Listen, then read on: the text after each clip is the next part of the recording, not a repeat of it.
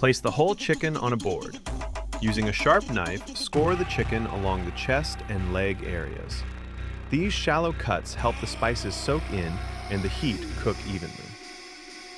Prepare a flavorful spice mix: salt, black pepper, garlic powder, paprika, and a touch of dried herbs. Rub the spices into the scored lines and all over the chicken, making sure every part is coated. Set up your outdoor roasting area with a campfire or charcoal grill. Arrange the fire to provide slow, even heat.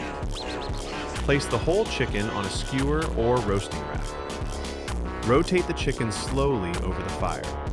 The scored lines allow heat to penetrate, cooking the meat thoroughly while the skin starts to crisp and turn golden brown.